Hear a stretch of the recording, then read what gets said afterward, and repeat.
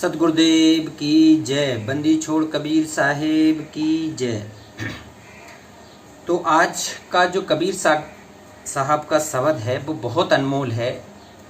एक दिन परलय होई है हंसा, एक दिन परलय होई है हंसा, अभय संभालो हो। ये कबीर साहब का बहुत ही अनमोल शब्द है। आज वर्तमान में कहते हैं कबीर साहब के 12 पंथ चल रहे हैं। तो 12 पंथ में करोड़ों भगत, करोड़ों शिष्य हैं जो सतगुरु कबीर साहब को मानते हैं। और इन 12 पंथ के जो संचालक हैं, गुरु हैं, उन्हें भी अब विचार करना होगा क्या हम सतगुरु के शब्दों पे चल रहे हैं कि नहीं चल रहे हैं। तो मेरा हाथ जोड़ से प्रार्थना है सभी भाई बहनों से और इन 12 पंथ के गुरुओं से भी प्रार्थना है कि जो ये शब्द हैं, शब्द में सतगुरु ने जो मर्म छिपा के रखा है, क्या आपके पास वो सही भक्ति विधि है या नहीं है।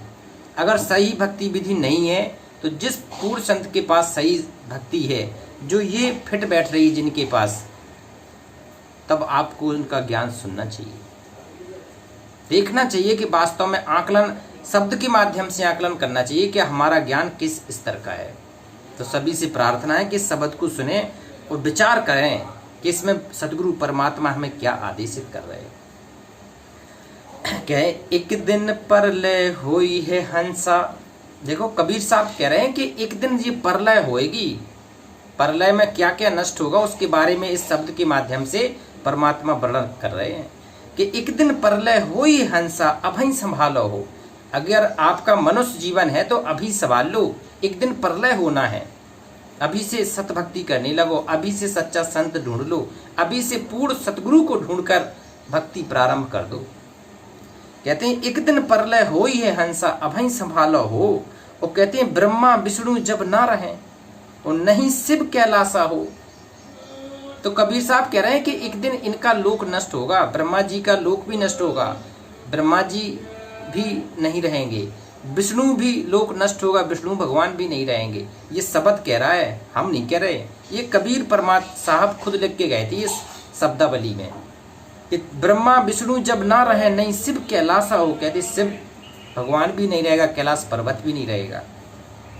चांद सूरज जब ना रहे, कह रहे चांद सूरज भी एक दिन इनका भी नष्ट होंगे। ये सारे लोग जब नष्ट होंगे तो ये भी नष्ट होंगे। कहती है चांद सूरज जब ना रहे नहीं धरती आकाशा हो। ये धरती भी नहीं रहेगी और आकाश भी नहीं रहेगा। ज्योत निरंजन ना रहे, कहते हैं ब्रह्म लोक तक की संरचना सभी का विनाश होता है, ये काल की संरचना है। तो कहती हैं ज्योत निरंजन ना रहे नहीं यह भोग भगवान आए। जो भोग भगवान हैं, जिन जो भोग, तो ये भगवान भी नहीं रहेंगे। सत विष्णु मन मूल है परलय तर आई हो। कहती हैं जिनको सत विष्णु मन मूल है, सच्चा भगवान तो कोई और है, उसको परखना है। प्रलय तर आई हो, प्रलय निश्चित है, हर लोक का विनाश होता है, हर ईश का विनाश होता है 21 ब्रह्मांड में। कहते 16 संख्य युग ना रहे नहीं 14 लोका हो। कहते 16 संख्य युग भी ना रहे, 16 संख्य पे हमरा तकिया, 16 संख्य भी नहीं रहेंगे एक दिन। जो ना रहे नहीं 14 लोका हो, 14 लोकों का भी विनाश होता है, 14 लोक भी नहीं रहेंगे। अंड पिंड जब ना रहे, कहती हैं अंड एक ब्रह्मांड को कहती हूँ, पिंड ये शरीर नहीं रहेगा, ये ब्रह्मांड भी नहीं रहेगा। अंड पिंड जब ना रहे नहीं यह ब्रह्मांडा हो, यह ब्रह्मांड भी नहीं रहेगा। तो इस कितना गहराई सतगुरु परमात्मा कबीर साहब ने इसमें डाली है। कहते हैं कबीर हंसा पुरुष मिले मोरे और ना भावे हो। कहते हैं कबीर हंसा पुरुष मिले मोरे और ना भावे हो। और कोटिन परलय तार के तो आँच ना आवे हो। कबीर साहब कह रहे हैं इतनी जी सारी परलय होंगी और कोटिन परलय तार के तुझे आँच ना आवे हो। तुझे आँच क्यों नहीं आएगी? तुझे पूरी भक्ति मुदी विधि बता के मैं अपने लोक सतलोक ले जाऊंगा।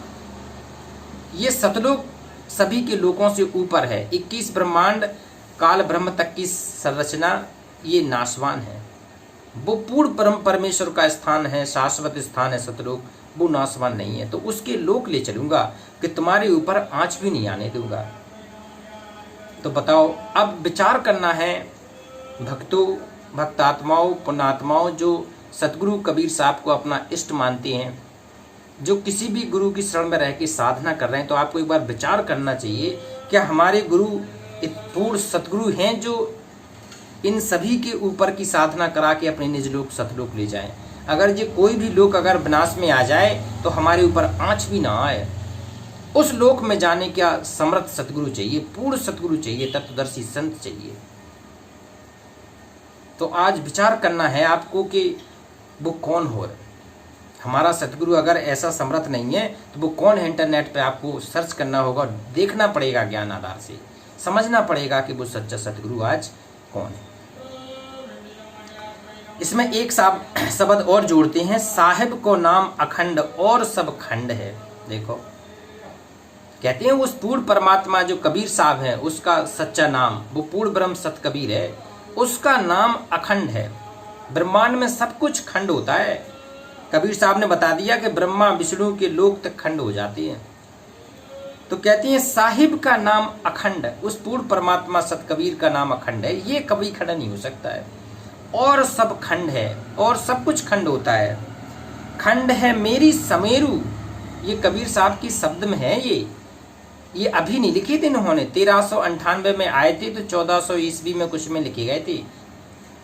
1518 तक 120 साल तक कबीर साहब रहे थे। कहती हैं कमल के फूल पे प्रकट हुए थे सा शरीर, वो कहती हैं सा शरीर भी गए थे, तो वो थे भगवान जो सा शरीर आते हैं और सा शरीर जाते हैं। तो उस कबीर कहती हैं सतगुरु रूप में परमात्मा प्रकट थे, उस सतगुरु का हमें गुणगान करना है, वो इष्ट है, वो परमेश्वर है। तो कहती हैं साहिब का नाम अखंड और सब खंड है, खंड है मेरी मेरु समेरु, वो खंड ब्रह्मांड है, ये ब्रह्मांड भी खंड होगा एक दिन। कह रहे नारी सुत धन धाम सो जीवन बंध है, इनमें बंधा है मनुष्य, नारी सुत धन धाम सो जीवन बंध है, इसलिए बंधा है, इसलिए ऊपर की यात्रा नहीं कर सकता मनुष्य, आध्यात्मिक यात्रा में पास नहीं हो सकता है जो बंधन में गिरा है। कहते हैं 184 जीव परे जम फंद है, और उन्हें 184 की योनियों से भी नहीं बच सकता है, बार बार 184 में आना पड़ेगा उसे। 184 जीव परे जम बंद है, ये काल की बंध में फंसे रहेंगे। तो ऐसा समर्थ गुरु चाहिए जो काल के फंद से छुड़ा दे। तो विचार करना पड़ेगा कि काल से फंद छुड़ाने वाला समर्थ आज क्या कोई धरती पे है। तो विचार करो, देखो वीडियो सबके देखो, अपने गुरु को भी देखो और भी सब देखो। विचार करो कि जो कबीर परमात्मा का जो अनमोल शब्द है, इनमें किसके ज्ञान फिट बैठ रहे हैं, उसी को सच्चा गुरु बना लो। कहते हैं चंचल मन करु धीर तबे भल रंग है, और उलट निरंतर पीब जो अमृत संग है, जो अमृत समान सतगुरु के सत्संग से जुड़ा है, उनके नाम भगवान से जुड़ा है, वही सच्चा है। जिनके साहिब से नेह है, कहा जिनकी अपने सतगुरु परमात्मा से नेह है, जिसका उस पूर्ण ब्रह्म परमेश्वर सत कबीर से नेह है, प्रेम करता है जो, कहते हैं जिनके साहिब से नेह सोई निर्बंध है, उसका बंध नहीं है। 21 ब्रह्मांड में उसको कोई नहीं बांध सकता है जिसका अपने सच्चे सतगुरु से प्रेम है। बताओ, ये कबीर साहब ने इन शब्द के माध्यम से बताई है। कहती है उन साधक के संग सदा आनंद है, उन साधक के संग सदा आनंद है, आनंद ही आनंद है कि जिसका अपने सच्चे सतगुरु से प्रेम है, उसका जीवन आनंद ही आनंदमय है। और दया भाव चित राखू, उसके हृदय में सतगुरु क्या क्या समेट के रखेगा, दया। अगर जो सच्चा भगत है, सच्चा शिष्य है, तो उसके हृदय में दया जरूर होगी। बिना दया, कहती है दया बिना दरवेश कसाई जैसा होता है। तो कहती है दया भाव चित राखू, और अपना चित्त सतगुरु के चरणों में रखा रहेगा। दया भाव चित राखू भक्ति के अंग है, और सतगुरु ने जो भक्ति विधि बताई है उसी में डूबा रहेगा, निरंतर 24 घंटे अपनी सतगुरु के भक्ति में ही डूबा रहेगा। और कहे कबीर चित चेतो जत पतंग है, तो कबीर साहब कहते हैं आपका चित्त भी आपको ऐसे रखना है कि जैसे जत पतंग है। पतंग क्या करती है, अगर उसको धागे से खींचो तो ऊपर बढ़ती है। तो ये कहते हैं सतगुरु कबीर साहब का जो भक्ति मार्ग है, यथार्थ मार्ग है, यथार्थ मंत्र है, विधि है, इसके साथ में अगर सतगुरु आपको खींच रहा है तो आपको ऊपर ही उठाने के लिए खींचेगा।